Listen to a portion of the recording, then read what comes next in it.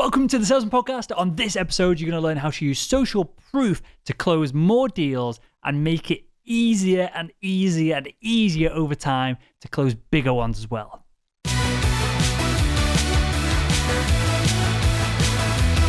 Hello, Sales Nation, and welcome to today's episode of the Salesman Podcast. On today's show, we have Garrett Mehrguth. He is the CEO over at Directive Consulting.com.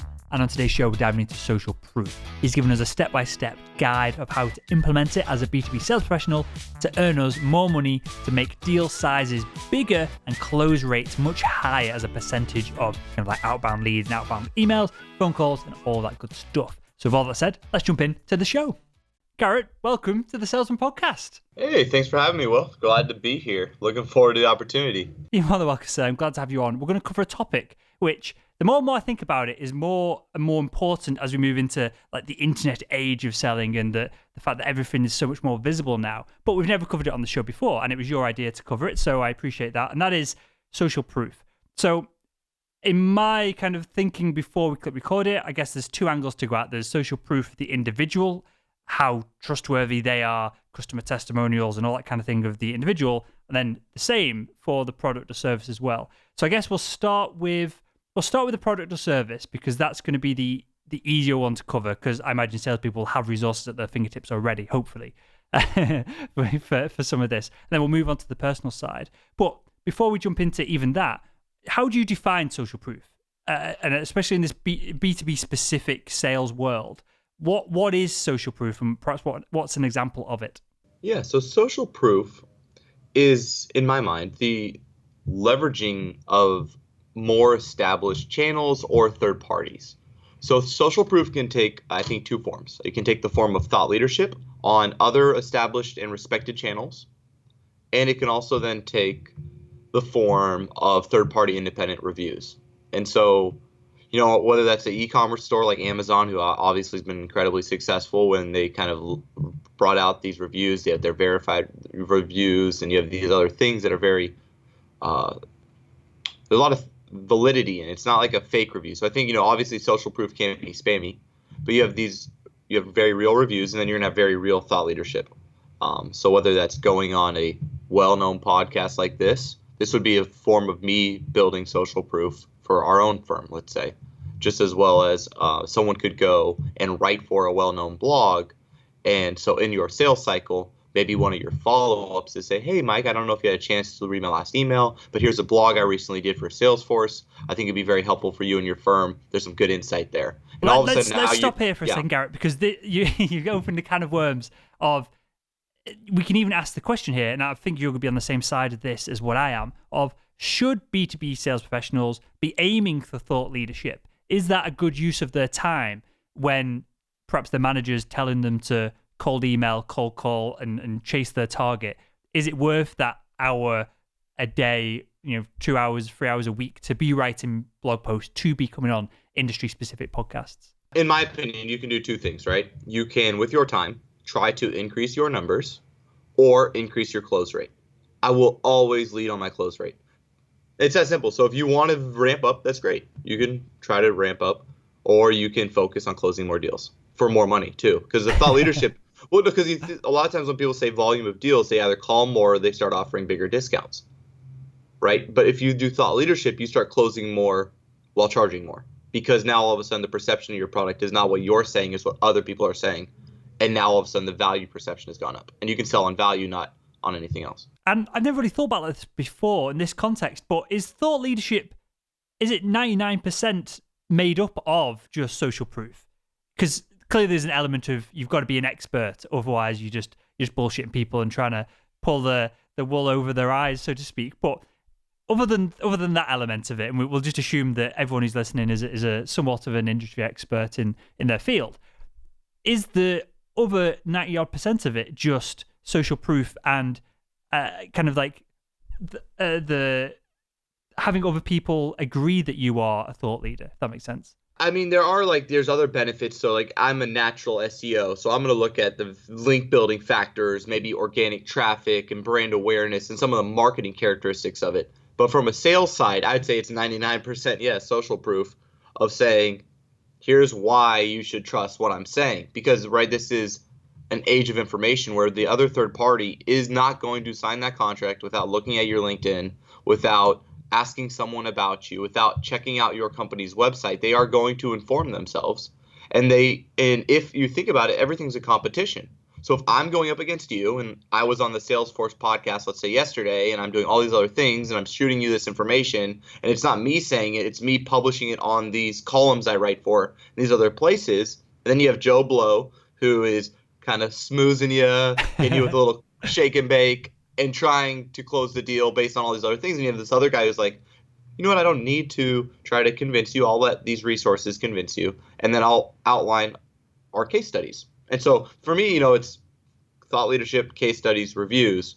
That's social proof. If I have those three things, I am more competitive than the other two people they're talking to. I totally agree. And this goes a step further because it's scalable, right? Of that one article on that one industry blog can then be sent to 50 people and that might lead to more closes or less conversations or less emails back and forth as it builds that trust, versus you might, rather than spend that time one off, you might go, well, I'll spend that time on the phone, I'll spend that time on email, in person, whatever it is, and then that time that you've spent isn't invested into anything. It's not scaled. It's gone. It's gone forever, right?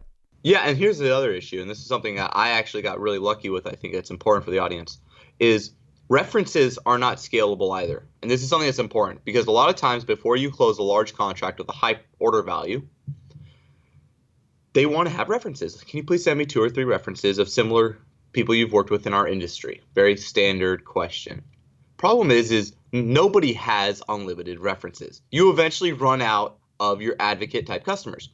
And so what we actually did was we have a third-party independent site call and interview these customers and publish those case studies for us. And then if someone wants a reference, I can give them one if I really have to. But I'll say, you know what, because I try to protect my customers, I have them leave one review with a third party. I'm not allowed to touch it, and I can send you that. And it's a full, long interview that asks all the questions. It has ratings, and you can see the good, the bad, and the ugly. And so with that, that's also more scalable. So case studies are more scalable than references because now you don't have to use that client's time. And eventually you do run out there where you're going to annoy them and they don't want to hop on a call once a week to be your reference. Sure. And on that front then, which is more important and which is more powerful for the audience specifically?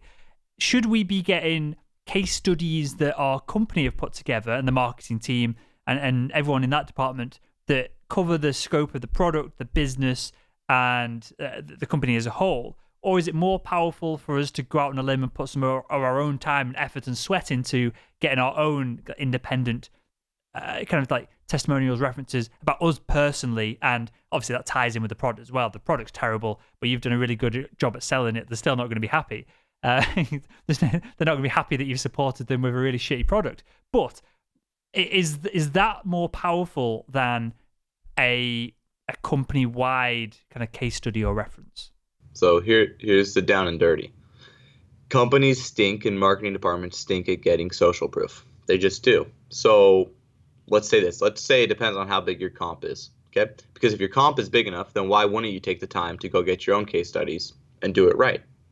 The reality is not having them puts you at a disadvantage competitively. The other reality is marketing teams aren't good at getting them for you. So if you have good comp and it's worth your time and you do time benefit analysis, then yeah, go build your own darn case studies because it's going to help you close more deals. And I would use some of my own salary or wages to do that. And then I would try to have the company reimburse me and say, hey, look, guys, you're not very good at doing this. I'm making you the money and I paid my own to get it. Why don't you comp me? For sure. And for that is an easy conversation to have with a sales manager as well.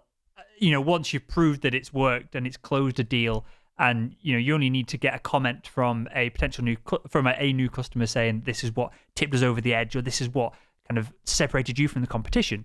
And so at that point, it's a no-brainer. So this is totally off topic here. Do you think that, and perhaps you run into this in the work that you're doing, but do you think that salespeople and marketers and people in business in general, do you think that they invest into themselves quickly enough with things like this, or do you think that they're just tight and they expect the company to do it all for them? Oh, they totally expect the company to do it for them. But I'd say almost 90% of them. Yeah. I own the company, so I get to be the quote unquote company, and I know how valuable it is. So I do it myself, technically for myself, but it's also technically for my company. If I wasn't in my seat and I was in theirs and I wasn't doing it, it would be hard to kind of in my head justify why I'm going to take time away from hitting my quotas, from trying to earn this compensation to do something for them, right? But I think if you get a little more self-centered with it and say, no, I'm doing this for me because I want to get my close rate from 15 to 20, and that extra 5% is going to do more than me hitting another 50 calls, then yeah. And then once you do it, it's evergreen. It's sunk cost. You've spent that time. You now have it, right? And now you go back to doing 50 more calls with that time, and you get your close rate from 15 to 20, and in 2 weeks you're doubling your commission. Yeah, and you kind of like sparked something in my brain then of, you can even put this further of, if you were to change companies but perhaps stay within the same industry, you've all, for an interview, it's amazing ammunition to put across how effective you are, and the customers that you deal with care about you back. And then you could probably, because my background in medical device sales, I went from the biggest and most prestigious endoscopy company on the planet to the other biggest and prestigious endoscopy on the planet. And so it was a different location in the UK, so it wasn't the same customers. But my knowledge spread across the two of them. I was far more effective in the second role, having mastered all the products and services and that as well. So if I had customer testimonials from company A and then I brought any of them over to company B, then that's incredible for just converting whole accounts. Well, and imagine what you could do to your base salary as if you had spoken at the two largest medical device conferences already. See, that's the other part that people don't realize, right? Is now if you bring thought leadership to this equation, it's worth even more than the testimonials. You don't need the testimonials. People don't ask thought leaders for testimonials. They don't. It doesn't work that way. You don't ask the most famous person in your industry for 2 references. They just get the deal and they charge 2x of what you do. And that's just the truth. And so, I mean, there's nothing more important than, in my mind, than building that social proof, because everything else just comes easy. You're more competitive now. It's like, so physically, what does this look like, Garrett? On paper or on email, where should we start? Because I think we've kind of covered perhaps these testimonials, references. That might be the best place to start. But what are we asking for? What are we trying to create? A document? Are we trying to create a piece of content that can go on a blog? Essentially, where can we start? And then we can move on to perhaps social media and that side of things, and if that is relevant to B2B salespeople. Step 1, nobody cares about case studies outside of their vertical, okay? They don't. I learned that the hard way. There's nothing. Every time someone wants to work with you, they say, do you have any case studies with companies similar to ours? That is a question you get 100% of the time. So know which verticals you have the most success in, and then focus into those first. And so do not go out there and start building case studies from just your best friends who might be at the first companies you close, but not technically the ones you want. So get the case studies from the contracts you want, and then work extra hard to earn that. And then, yes, the number one thing with all of this is branding, design. This is something I didn't know. I wish I had known when I first started, was the perception of what I sell and the value of it is entirely determined by the brand behind it and the design of what I'm pitching. In other words, if you have a crappy brochure, the people then think the product is crappy. If you have a crappy website and you're a product development firm or you're a software, then they think what else is going to. So if the website looks bad, the software probably looks bad. And so I didn't realize how important design was to everything you do. But I can't think of anything that's more helpful when it comes to closing bigger accounts than improving your brand and design. And so, don't do a case study on a napkin, let's just say. But I mean, it should be well designed in a nice, beautiful PDF format with the right structures, or else it's also, the other guy might have one too. His just looks better. Well, I can speak to that from the podcast. So I still sell all the ad space on the podcast, and the audience know this because I've kind of case studied the progress that we're making with it all, in that most of the leads are inbound now. I don't do essentially any outbound, and we're always oversubscribed. It's always, obviously great problem to have. But as soon as we started up in the set, having these screens behind us, better lighting, better cameras, the YouTube views are going up on a kind of gradual scale. The audio downloads are going up way faster because clearly salespeople are more likely to download a podcast than spend an hour watching the video. But the video, as soon as I started up in the production values of it, it was far easier to close deals. It was far easier to just even open conversations with people like Salesforce, who are partnering with us on all this content, and HubSpot, who we've worked with, and all the live stuff that we did at the beginning of the year. There was no question about how to describe it, whether they could trust me as an individual. It was, here's the deal, send us a proposal, here's the contract, signed, and 6-figure deals are like coming in and starting to be done now. And that the podcast hasn't got any better. maybe just through repetition, I'm getting slightly better as an interviewer, but nothing substantial, I don't think. And 90% of that is coming down to just the screens behind us, the lighting, the desk, the production, and I'll show you this when we wrap up perhaps, but if you move that camera any other angle in this room, it looks ridiculous. It's only very straight on here that it actually looks great. And that's making a massive difference. And that's kind of like my social proof, but I didn't realize this, understand it. And it's kind of social proof mixed in with branding and just the hard, because I've never done any marketing before I did the show. My background is all sales. So I'm learning this as I go along, and I'm trying to feed any of the marketing tidbits that I get from doing it. Value is perception, right? Yeah. Value is perception. Perfect. And so, you might have a lot of downloads, which is great, but how good's the show? What are his guests like? Is it going to be worth us sponsoring that type of content? And then they compare you, and I've been on quite a few podcasts. Nobody has that screen. Nobody has that recording. Nobody has that other things you're doing. And all of a sudden they say, wow, this guy's legit. Okay. We haven't heard of him, but he's legit. We need to be in his audience. And it totally matters. I completely agree with you. Okay. So, right. We're doing case studies perhaps in very specific verticals. I like what you said before. We're reverse engineering all of this. So we're not procrastinating, because we could probably spend a lot of time doing this with not as much benefit if we didn't start where we kind of want to end up. So we know, perhaps we can frame this up as there's a big deal coming up. There's a big contract. We're in the top 3 or 4 people that are up to tender, and there's the product's pretty similar, and it's us as an individual that's going to make the difference here. So we've got the right vertical. We've got some great references. We have done the marketing, the branding. Perhaps we've gathered all the data and given it to the marketing team to make it look pretty, and they've given it back to us, and it's looking great. What can we do beyond that? And where I want to get into is this weird place of social media. I'm gonna cut where I was going to go. That was short. If someone's Googling you and they're going to potentially buy from you, they're a procurement officer, there's someone like that, professional buyer. Does it matter that you've got 20,000 followers on Twitter? Does that social proof, is it relevant for sales professionals? Or is that the opposite end of thought leadership when you're looking at authors and people like that?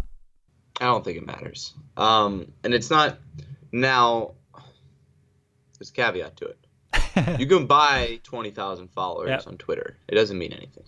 And I think that's becoming widely understood. But you can't only have 5 in a photo from you 20 years ago either. So it only can hurt you. I don't think it can help you. So if you're on there with politically just infused tweets and you don't have really any followers, or you do, there's a lot of ways it can hurt you. I can't see how, from a procurement officer standpoint, it can actually truly help you. So if they went on your Twitter, they'd be looking for tweets about Donald Trump as opposed to seeing if this person is relevant within the space. Yeah, because why do they care? They're not buying you, they're buying the product. They just want to know if they can trust you, right? So that's the point is different, because you see, it's not about closing the deal off of Twitter. That's just part of a background check to see if they're about to step on a landmine. So it really has nothing to do. You can only hurt yourself on social, in my opinion, when it comes to closing a deal. You can't truly help yourself in those channels unless you are legitimately a social leader. And there's only less than 1% in every industry who are that person. So let's just assume you're not that person. Don't hurt yourself. Be active. Have some type of engagement every once in a while, or don't have it at all. And that's equally fine. At least on the Twitter side, I think you still need a LinkedIn. I think you need to have something where they can find you and know that you're a real human. But I think it's a lot easier to hurt yourself than help yourself. Makes total sense. Totally agree. And going that one step higher and bigger of all this, do salespeople need a blog? And again, same question of, a good blog versus a poor blog? It can only hurt you if you aren't great at it. So this is where you're good. When thought leadership is great is they've heard of you before you ever get to the dang meeting. If that's the case, you've won. The other two guys, they're trying to sell off of everything else, and you're just selling off of authority. So if you are so good at it, and that is your strength, let's say you are horrible on the phone. You know that. So you could do those 100 calls, or you could write for 2 blogs that day. Then go write for the 2 biggest blogs if you suck at the calls. So that eventually when you hop in that meeting, oh my gosh, yeah, I did read your column on Forbes, or I did see your latest podcast, or I have heard about you, or I have seen you speak. Yeah, that's your competitive advantage. Don't just do what everybody else does because you're not like everybody else. Figure out who you are, what you're good at, and then do that. Like, I love content. I hate calls. I've never done cold calls in the history of my company, and we've done just fine. I do outbound email because I like writing copy. I love cold email. I love things that I'm good at, and I like to do more of those because when I try to do things I'm bad at, it doesn't usually work as well.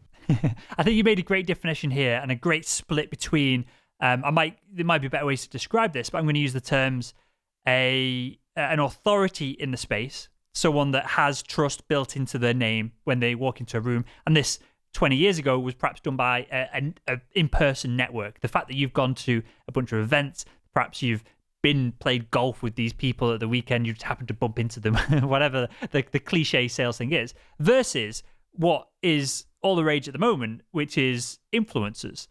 And I think, I know a lot of my audience, they see people like Casey Neistat as an influencer, and they think that if they work in their sales job, they have 1 million subscribers on YouTube, then they're going to live the life of Casey Neistat whilst still selling SaaS software products.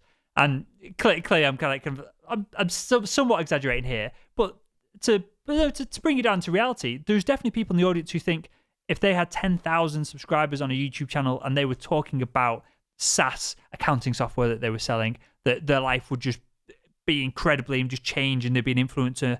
And I honestly don't believe that. Tell me your thoughts, Garrett, is that a game changer, or is there a point of diminishing returns with a lot of this? Okay, so let me do my portfolio in a non-braggadocious way to show you why it doesn't actually matter that much. So yesterday I was on Salesforce blog. The day before I was on the B2B revenue show. I write for every marketing blog in my industry. I either have a column or I've been on it, I published on it. And 0 direct business has come probably from any of that I can at least attribute. Okay. But there is always a value to someone have heard you before. Now, the key part is your audience. So before my company, I didn't niche it into one vertical. And so I was talking about this generic subject to a very large audience, an audience that was so large, in fact, that to me get to the point of returns on that audience, I would have had to do exponentially more than your 10,000 subscribers. That's not enough for it to matter unless you have 10,000 subscribers who are procurement officers in the medical device industry. Then yes, I mean, you are going to kill it. Yeah. But because you have all of the marketing interns that are trying to learn how to do SaaS marketing who don't actually buy the product, it could help if you're really good at turning those people into advocates and you're good at empowering them. Like, there are ways to do this. So don't get me wrong. If I had 10,000 subscribers on a YouTube channel, I could not tell you, Will, that I would be doing worse off right now. I can't say that. But what I can say is having those 10,000 subscribers, but not a case study, not the right logos, and it might not work as well. You need all 3 because yes, you've got subscribers, but you don't talk about what I'm interested in. Your audience isn't the same as mine. The titles aren't what I'm looking at. I don't resonate with that audience. There is so much more to it, and I think you need all 3 aspects. You need the social proof, which is like the reviews. You need the authority, which is that thought leadership. And then you need the case studies, which is that proof. If you have all of those, yeah, I think it can work great. And 10,000 subscribers would be amazing, but how do you empower those 10,000 to actually get into the buying team that you're targeting? Because without that, you're right. maybe, if it is the buying team, then, yeah, your 10,000 subscribers is the greatest thing in the world. I always use this example of if I went back into medical device sales, one of the first things I'd do would be to, as I'm kind of whizzing around, driving around and speaking to all the surgeons and the procurement officers and the people around the surgeons, I'd put together 1, 2, or 3 mini newsletters. So over here in Yorkshire in the UK, I would only have perhaps 30 surgeons on it, but being top of mind of those 30 surgeons and giving them insights, giving them tips from other surgeons, perhaps doing mini interviews, because obviously the stereotype of the surgeon is true of they liked having their ego stroked. So an interview series, even if only another 30 people saw it, would be super intriguing to them. So I'm sure a lot of them would give you kind of 15 minutes of their day to put that together. But that'd be the first thing I'd do. And this is what I want to drill into the audience of. You don't need 10,000 subscribers. There's probably not 10,000 NHS hospital procurement officers in the UK. I don't know how many there are, but it's probably not that many anyway. So for me, I would only need an email list. And I use that term super loosely of I send a weekly email. It doesn't even have to be automated or anything like that to 40, 50, 60 people within my very specific vertical. And that is such a competitive advantage, especially if they start sharing it around, or if you can build into it a question or something like that. So that it goes, this is what I do on the Daily Salesman newsletter that we send out.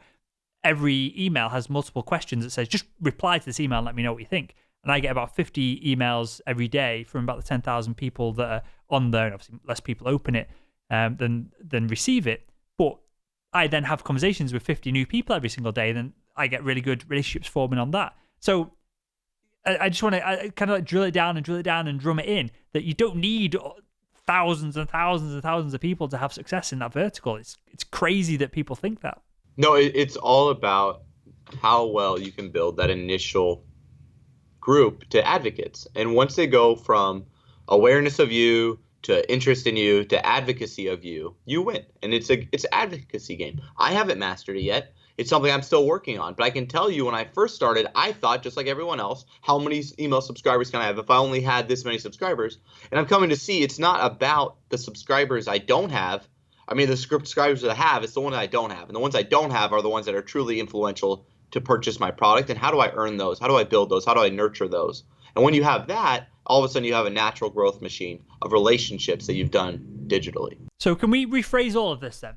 Could social proof be turned on its head of you have a target demographic group of people? I'm hesitant to use the word funnel because then we start talking about automation and things like that, which I don't think is all that relevant if we're only talking about 20, 30, 40 people. But is the goal then to build trust with these people? Is that the only goal?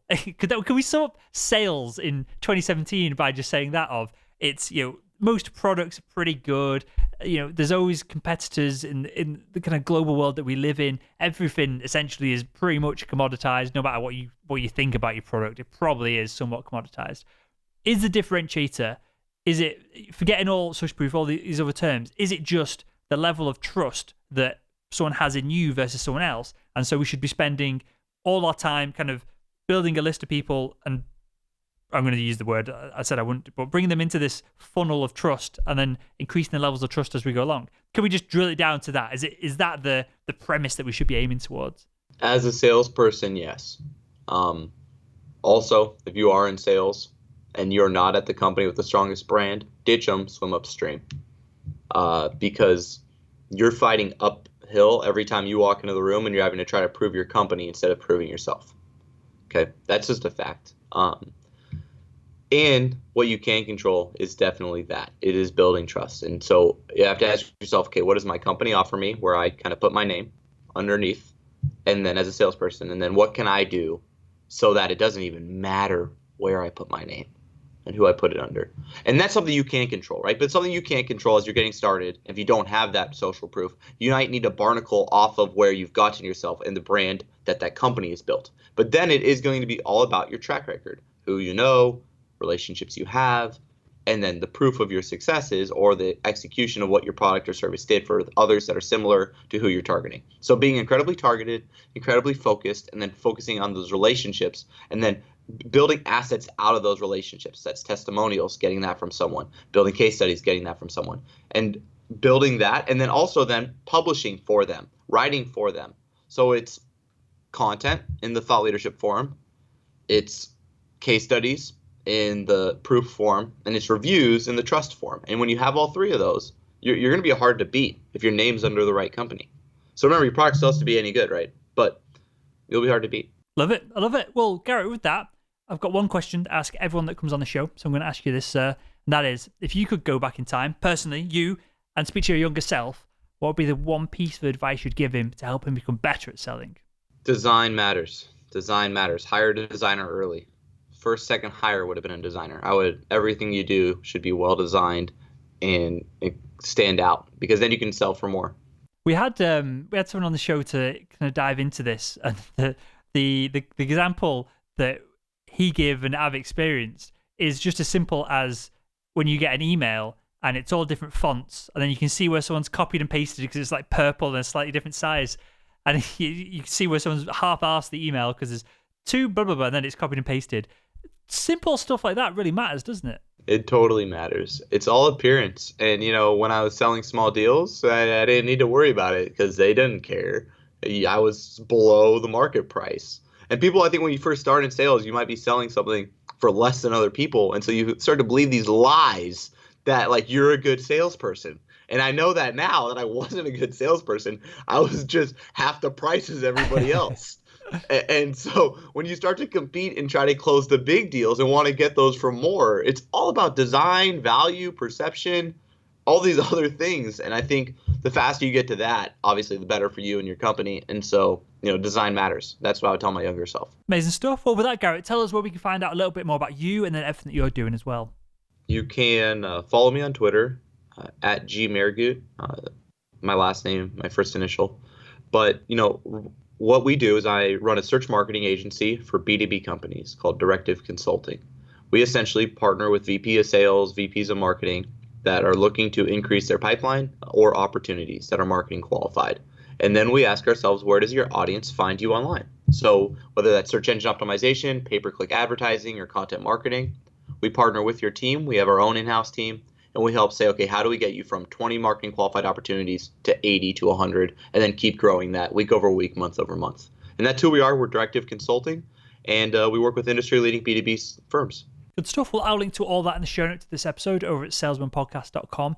And with that, Garrett, I want to thank you for diving into this. I want to thank you for, because we didn't plan any of this, but you agreed with a lot of my thoughts on it. So thank you for not making me look silly by coming on and blowing all this out of the water. But I think I think you've labeled it out in a super simple process here, and I'll probably write it up in the show notes as well to kind of like differentiate between everything that we talked about and the steps of it. So with that, mate, I want to thank you for joining us on the Salesman Podcast. Hey, thanks, Will. Great for having me.